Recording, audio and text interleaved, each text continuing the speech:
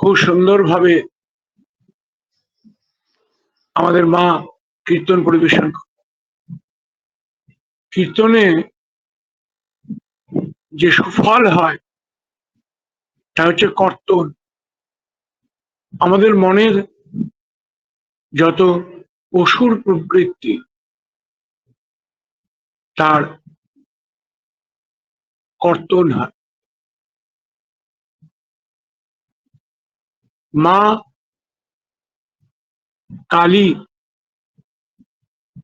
তার বাম হাতে খাড়া ধরেছেন অসুর নিধনের জন্য। সে অসুর কোন বাহ্যিক অসুর নয়, সে অসুর আমাদের নিজেদের আভ্যন্তরীণ অসুর। যে অসুরকে আমরা কল্পনায় বাইরে আকার দিই, ভয়ানক সব আকার দিই, সেগুলো সব মনের মধ্যে আছে, সব অন্তরের মধ্যে আছে। আর এই অন্তরের এই অসুর প্রবৃত্তি, এই অসুর প্রবৃত্তিকে নিয়ন্ত্রণ করার জন্য ঠাকুর রামকৃষ্ণদেব বলছেন হাততালি দিয়ে কীর্তন করতে। একজন জিজ্ঞেস করছেন হাততালি কেন দেবো ঠাকুর?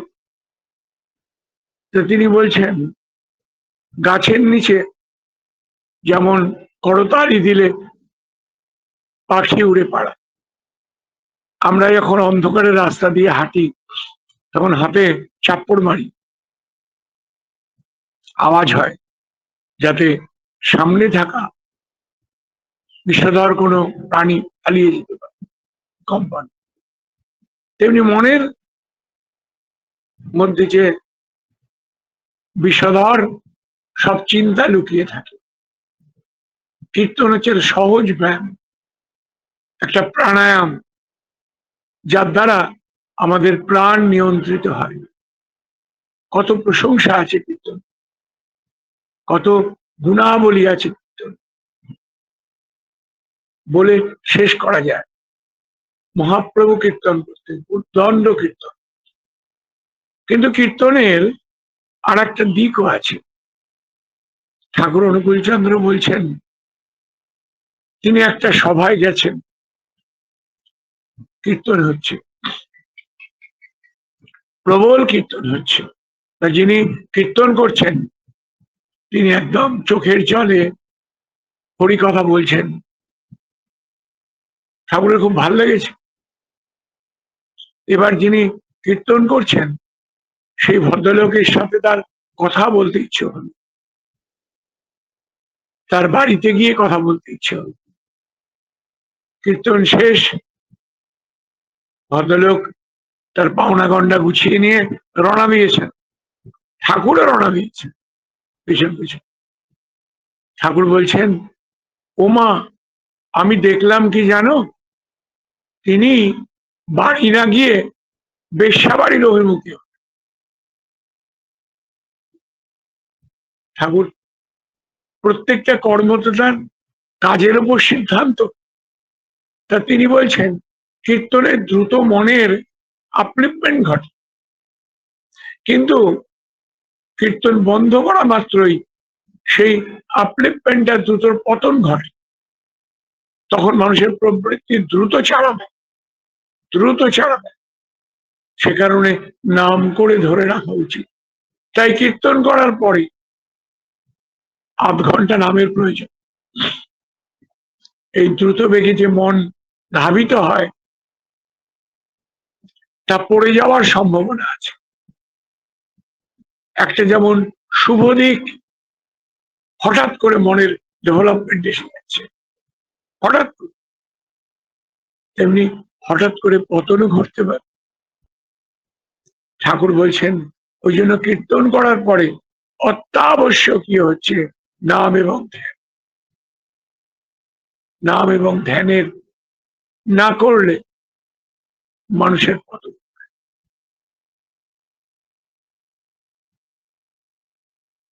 সুখেন্দুদা ঠাকুরকে একটা প্রশ্ন করছেন, বলছেন যে কোনো কোনো মানুষ আছে যাদের জীবনের মধ্যে ভুল ধরিয়ে দিলে তারা দ্রুত সংশোধন, আর কোনো মানুষ আছে যাদের ভুল ধরিয়ে দিলেও তারা পুরো পুরো এই ভুল কাজটা তাকিয়ে বলছেন ঠাকুর, ড্যামেজ সোল আর ডিস্টর্টেড সোলের মধ্যে তফাৎ কোথায়?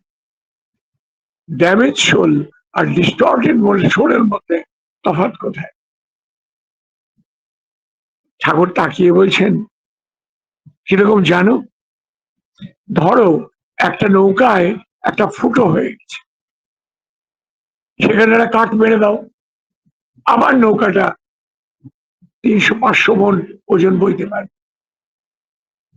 এটা হলো ড্যামেজ সোল, ড্যামেজ লিবিডো। কিন্তু ডিস্টর্টেড হচ্ছে একটা নৌকা, তার এখানে একটা ফুটো, তুমি সারালে আবার আরেক দিক দিয়ে একটা ফুটো বেরিয়ে গেল, সেটা সারালে আবার আরেক দিক দিয়ে একটা ফুটো বেরিয়ে গেল। এরকম ভাবে দেখা গেল এই জোড়া পাপ্পা দিয়ে নৌকার দাঁড় করানো যাচ্ছে না। যেখানেই তুমি কোঠা দাও না কেন আর এক জায়গা দিয়ে জল ঢুকছে। এটাকে বলে ডিস্টর্টেড সোল, বিকৃত লিবিডো। প্রশ্ন, এই বিকৃত লিবিডো হয় কি করে? এই বিকৃত লিবিডো হয় মানুষ যখন জন্মগতভাবে ভ্রষ্ট হয়। সেই জন্মের নিয়ন্ত্রণ খুব প্রয়োজন, ভীষণ প্রয়োজন জন্মের নিয়ন্ত্রণ। জন্ম যদি নিয়ন্ত্রিত না হয় তাহলে আপাত শুদ্ধে তাকে সঠিক করা যাবে না। বিকৃত মানসিকতা পরিবর্তন একভাবে অসম্ভব। ঠাকুর বলেছেন প্রতিলোম জাত সন্তান পরিবর্তন করা আর হাতে পেটোয় লোম গজানো একই রকম। বরঞ্চ একটা মানুষ জন্মগত যদি ঠিক থাকে তাকে নিয়ন্ত্রণ করে পরিবর্তন করা যায়। উদাহরণ দিচ্ছেন, যেমন কাশির ল্যাংড়া তোমার কাছে এসে ছোট হয়ে গেছে, স্বাদ নষ্ট হয়ে গেছে, তুমি যদি যত্ন নাও তাহলে ওই আমে তুমি আবার নতুন ভাবে ফসল বানাতে পারো, আবার কাশির স্বাদ ফিরিয়ে আনতে পারো। ওর বীজটা ঠিক আছে কিনা? বীজ যদি ঠিক থাকে তাকে পরিবেশ পরিস্থিতি সবকিছু দিয়ে আবার ঠিক করে নেওয়া যায়। যেমন দস্যু রত্নাকর কত বড় ডাকাত, কিন্তু তার জন্ম নিয়ন্ত্রিত ছিল, তার বাবা মা নিয়ন্ত্রিত ভাবেই জন্ম দিয়েছিল। হয়তো পরিবেশ পরিস্থিতি অভাব কারণে তিনি রত্নাকর দস্যু হয়েছেন, কিন্তু বীজ থাকার জন্য, ঠিক থাকার জন্য নারদ তার মধ্যে বাল্মীকিকে আবিষ্কার করতে পেরেছে। কিন্তু কখনোই ঠিক করা যায়নি জুডাসকে, যিনি যিশুকে ধরিয়ে দিচ্ছেন, মৃত্যুর দিকে ঠেলে দিয়েছেন সামান্য 12টা টাকার জন্য, 20টা টাকার জন্য যিশুকে ধরিয়ে দিয়েছেন। ডিস্টর্টেড ব্যতিক্রম দুষ্ট মানুষ ঠাকুরের জীবনে বহু এসছে, বহুবার বহুভাবে এদের সন্ধান পাওয়া গেছে। তারা প্রাণপণে ঠাকুরের ক্ষতি করে গেছে। ঠাকুর যত চেষ্টা করেছেন তত তারা ঠাকুরের বিরোধিতা করেছে। এই মানুষের সংখ্যা বড় কম নয়। তাই জন্ম নিয়ন্ত্রণ, উপযুক্ত বিবাহ অত্যন্ত প্রয়োজন।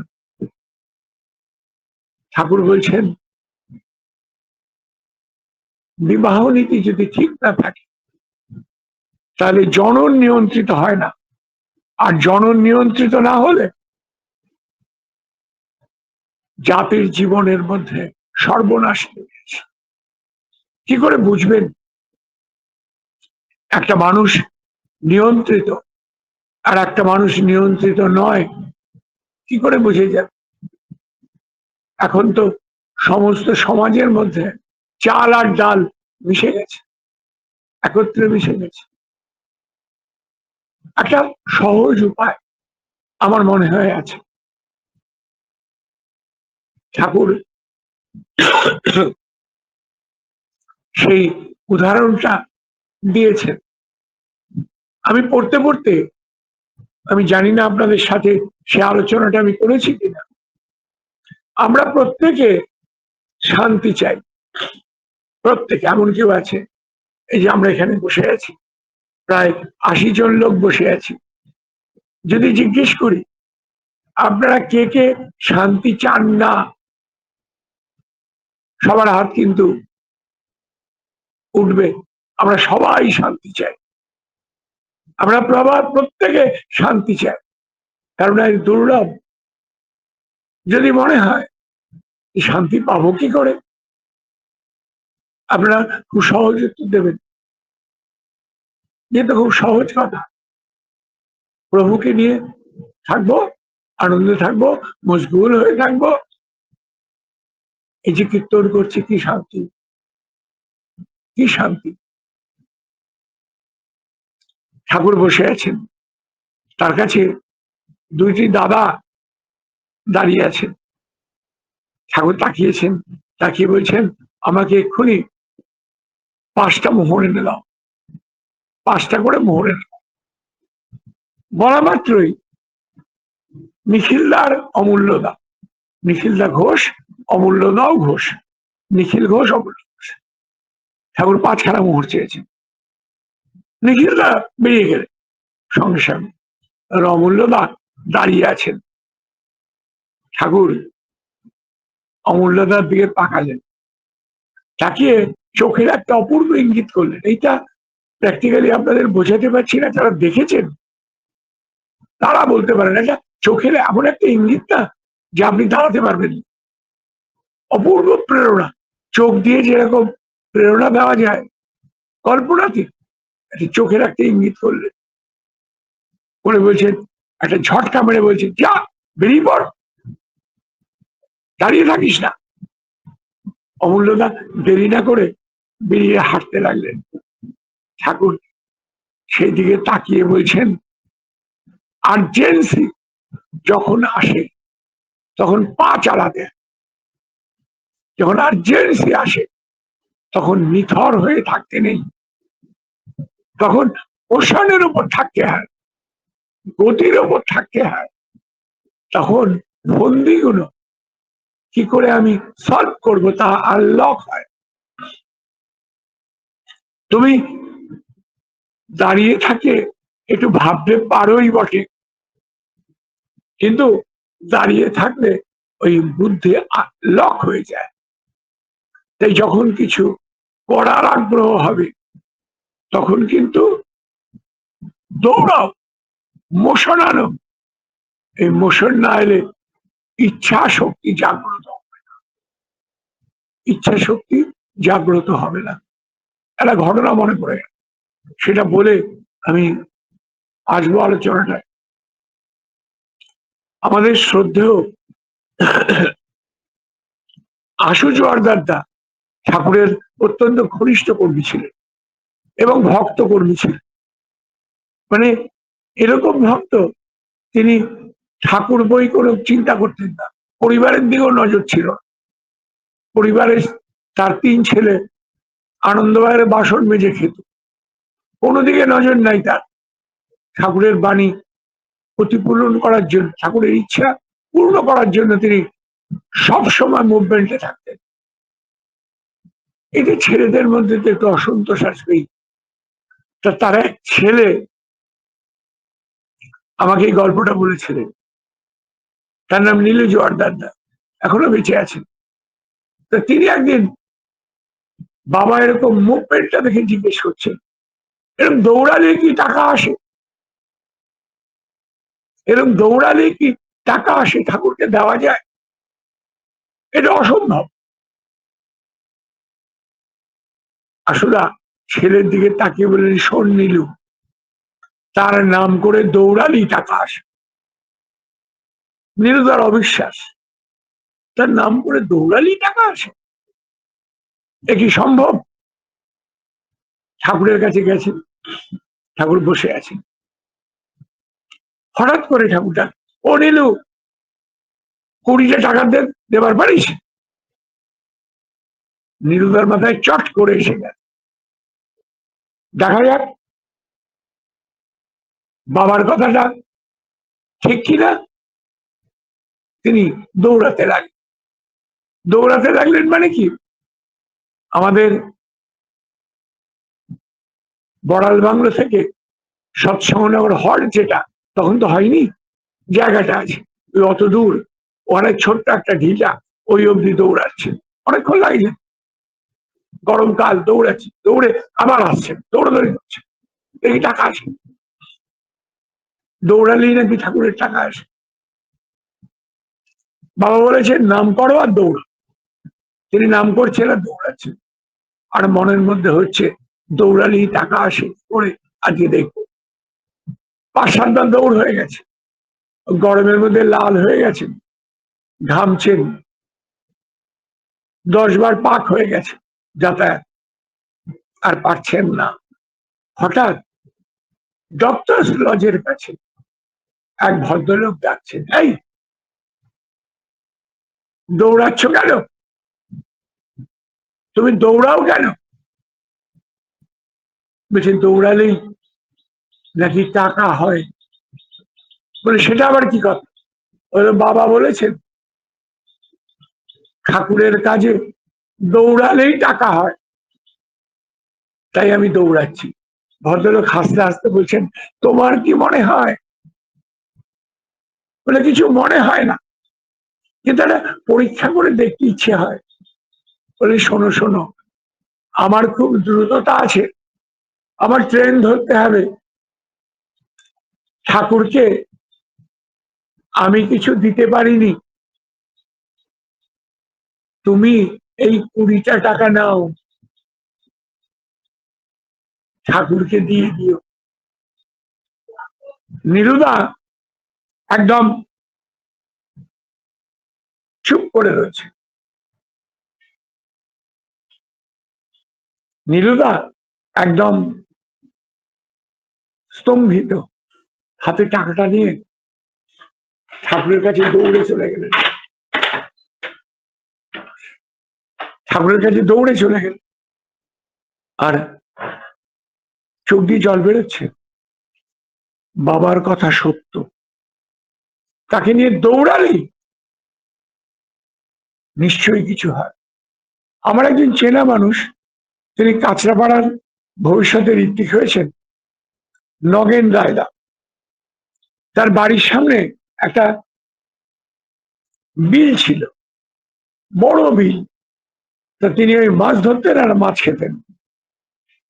আমার শ্বশুর মশাই, তিনি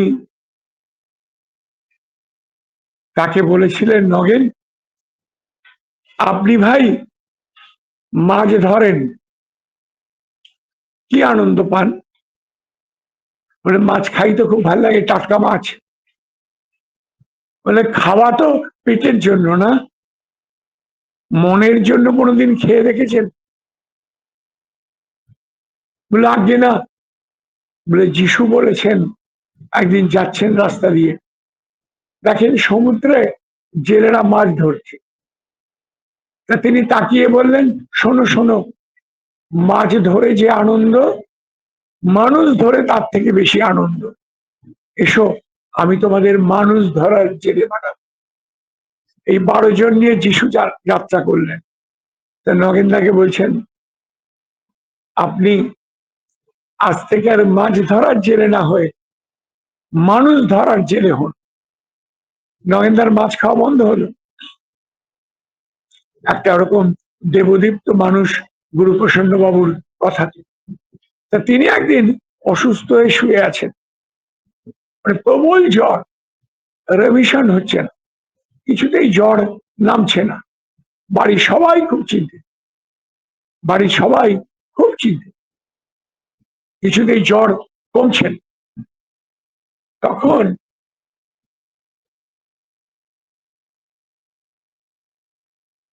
ডাক্তার টাক্তার ডাকা হচ্ছে, ডাক্তার বলছে এর ক্রিটিক্যাল জ্বর, এর নিদান দেওয়া মুশকিল। তখনকার দিনে এরকম হাসপাতাল ছিল না, বড় নার্সিংহোমে নিতে গেলে অনেক দূরে নিয়ে যেতে হয়। সবাই গভীর চিন্তা, আমার সবাই আশুজ আর্দাতে ঢুকেছে, সবাই ভেবেছেন ঠাকুরের মানুষ আসছে, নিশ্চয়ই উনি কোনো নিদান দিতে পারবেন। সবাই তাকিয়ে বলছেন আপনি কিছু বলুন, আশীর্বাদ করুন যাতে আমার বাবা সুস্থ হয়। আসলে তার ভক্তিম নেই, চোখগুলো ফেলফেলে হয়ে রয়েছে। যোগী চক্ষু যাকে বলে, যোগী চক্ষু কাকে বলেন? ঠাকুর রামকৃষ্ণদেব বলছেন পাখি ডিমে তা দিচ্ছে, সেই যে চোখটা তার তখন আর কোনো দিকে নেই, পাখির চোখ। দেখবেন কথামৃতের প্রথমেই ছবি আছে, বললেন ঈশ্বরের কাজ যারা করে সেই মানুষগুলো যোগী চক্ষু, চেনা যায়। এই মানুষগুলোকে দেখে যে মানুষগুলো তার মানুষ কিনা, তার মানুষ চেনা যায়, চোখের দিকে তাকালে চেনা যায় সে মানুষগুলো। ঈশ্বরের দৃষ্টি নিবদ্ধ, ঢুকেই বলছে এই ওর শোন, আমাকে এক্ষুনি 500 টাকা দে। কোনো কথা নেই, জিজ্ঞেসও করছেন না কেমন আছো, কি হয়েছে, আমি 500 টাকা। নগেনদা হতচকিত, বিছানার নিচের ব্যাগটা থেকে ফ্যাল ফ্যাল করে ওই 500 টাকাই আছে। ডাক্তারকে দেওয়ার জন্য টাকা নেই, তিনি 500 টাকা আশুদার হাতে দিয়ে দিলেন। আশুদা কোনো স্বস্তি বাচন নয়, কোনো আশীর্বাদ নয়, কিচ্ছু নয়, চলে গেল। সবাই অবাক। কিছুক্ষণ পরে একটা অদ্ভুত ঘটনা দেখা গেল, জ্বরের মোশনটা আর নাই, উনি উঠে বেরিয়েছেন। উঠে বেরিয়ে নগেনদা কি বলছেন জানেন? আমি কীর্তন করব, প্রাণে ভাব এসে গেছে, কীর্তন করলেন। প্রভুর মানুষ এরকম হয়, তার এই মোশনের মধ্যে থাকতে থাকে। তা শান্তি আমরা চাই না, শান্তি চাই। এই আলোচনাটা আমি করতে পারলাম না, কারণ সময়টা অতিক্রম হয়ে গেছে। আরেকদিন নিশ্চয়ই ঠাকুরের যে বাণীটা দিয়ে আমরা শান্তি চাই না অশান্তি চাই, এবং সেটা কিরকম আরেকদিন আলোচনা হবে। আজকে থাক, জয় গুরু।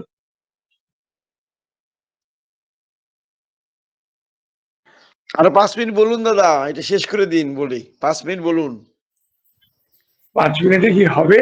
আমি চেষ্টা করছি, 7 মিনিট বলুন, 7 মিনিট বলুন। চেষ্টা করছি।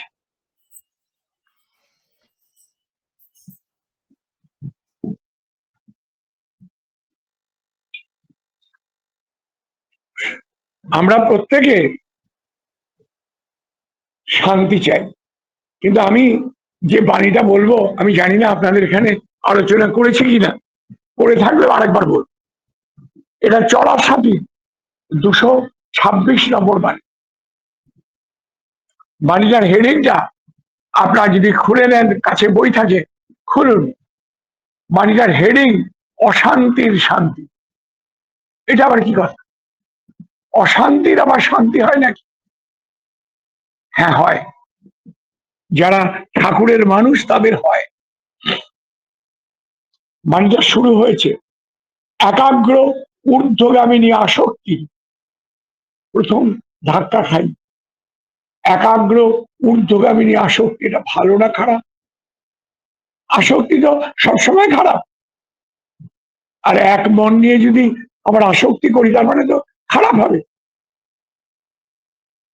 এইটার এক্সপ্লেন ঠাকুর করেছেন, একাগ্র ঊর্ধ্বগামিনী আসক্তি। ঠিক, তারা আগের পাতা খুলুন, দেখুন 223 নম্বর বাণী। জীবনের এলেক্সার, মানে আপনাকে যদি জিজ্ঞেস করা হয় ফলের নির্যাস কি, এলেক্সার মানে নির্যাস। আপনি খুব সহজে বলবেন ফলের নির্যাস, ফলের রস। তাহলে জীবনের রসটা কোথায়? ফলের রস বের করে নিলে পড়ে থাকে খোসা, বিচি, এগুলো সব ফেলে দিই। তাহলে জীবনের রসটা কি?